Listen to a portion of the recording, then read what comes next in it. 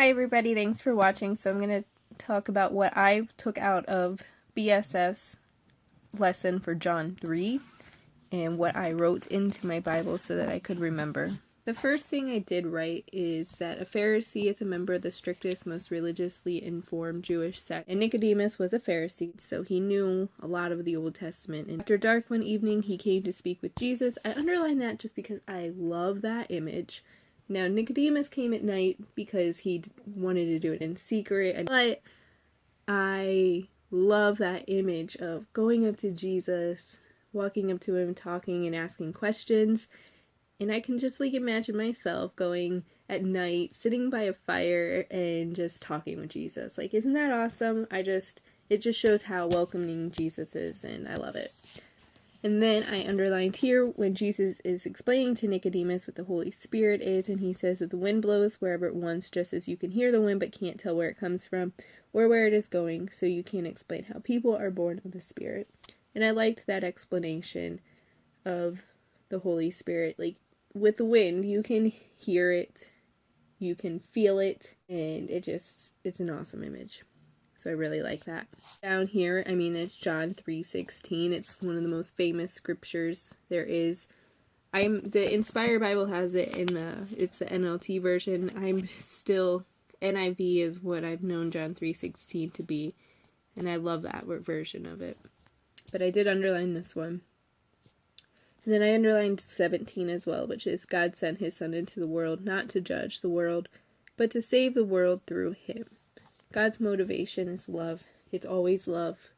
And I think that's amazing and something that we need to remember, that his motivation is love. Our motivation in everything we do needs to be love. Now we're going to talk about John the Baptist here.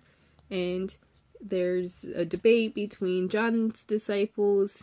They're kind of getting a little jealous for John the Baptist because there's more people going to Jesus and his disciples to be baptized than there is with John and his disciples. And they're saying John was baptizing first. He should have more people. And so they were kind of a little jealous for John.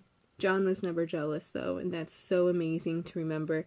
And with BSF, they did write down something that I liked. And it said, John's disciples were sympathetic towards him. Sometimes a friend's sympathetic suggestions of unjust treatment can be the worst, causing us to feel sorry for ourselves, nourish bitterness, and even shake our faith in God. John the Baptist could have been like, oh yeah, you're right.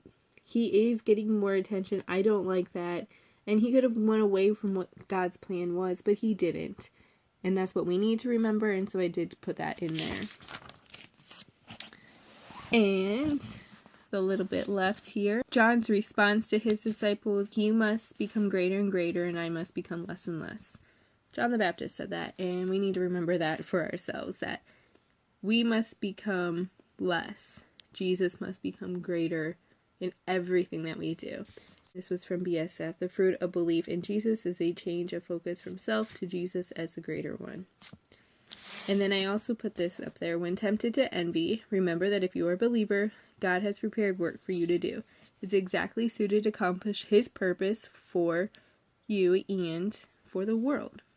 And I think that's awesome. And something that I need to remember that I believe is true. And that I just need to listen to God and let him tell me what it is he is wanting me to do. Thank you guys for watching. If you have anything else that you took from Nicodemus, please let me know. Have a wonderful day. Bye.